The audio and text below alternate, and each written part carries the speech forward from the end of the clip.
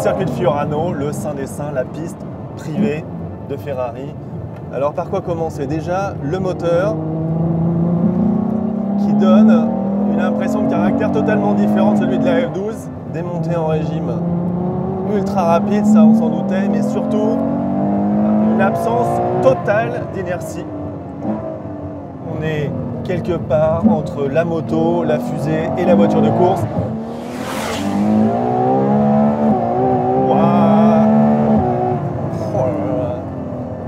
Alors, ce moteur, c'est même pas deux visages, c'est une quantité infinie de visages.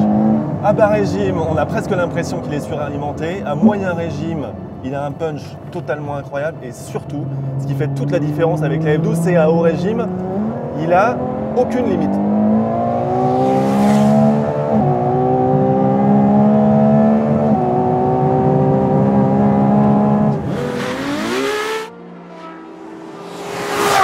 En termes d'agrément mécanique, il ne faut pas se dire qu'il y a seulement 40 chevaux d'écart par rapport à la Berlinetta.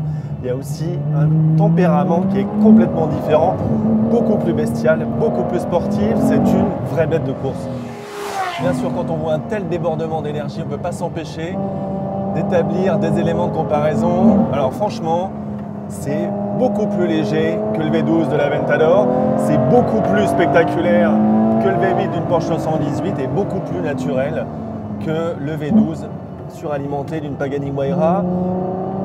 À l'heure actuelle, je ne vois pas ce qui peut lutter contre ce moteur qui allie à la fois les caractéristiques d'un moteur de course et la souplesse d'un vrai moteur de route. Ce qui reste une constante chez Ferrari, c'est qu'on a l'impression qu'il y a une communion mécanique entre le moteur et la boîte. Tous les éléments communiquent par télépathie, c'est très impressionnant. Sauf que dans les F12, c'est un stade largement supérieur par rapport aux autres, supérieur par rapport à la 458 spéciale, supérieur par rapport à la 488. C'est tout simplement une autre planète.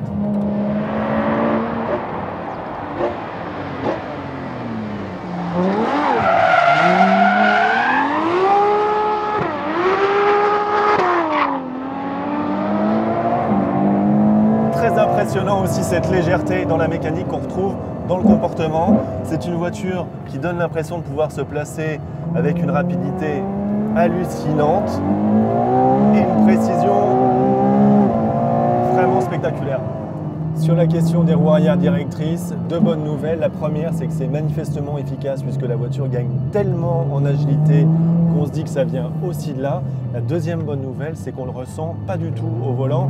Il y a un feeling qui reste très naturel. Alors, le freinage, c'est la même chose. Il n'y a pas un truc dans cette voiture qui ne soit pas totalement sidérant. L'accélération, le comportement, le freinage. Il faut juste préciser que Ferrari annonce des distances d'arrêt de 10 mètres inférieures à celles de la F12. C'est totalement sidérant.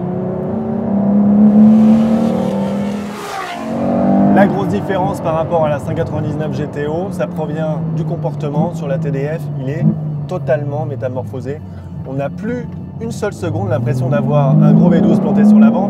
On a quasiment l'impression que le moteur est en position centrale arrière. En réalité, il y a beaucoup plus d'écart entre une F12 TDF et une F12 Berlinetta qu'entre une 599 GTB et une 599 GTO. C'est très impressionnant.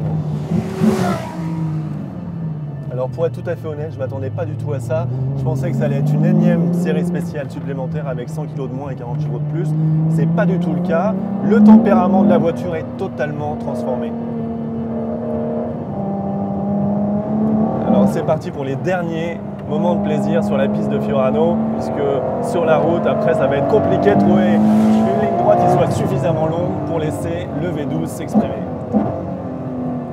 On va encore dire que c'est la meilleure Ferrari que Ferrari n'ait jamais produite. C'est vraiment l'impression que ça laisse. C'est totalement hors norme.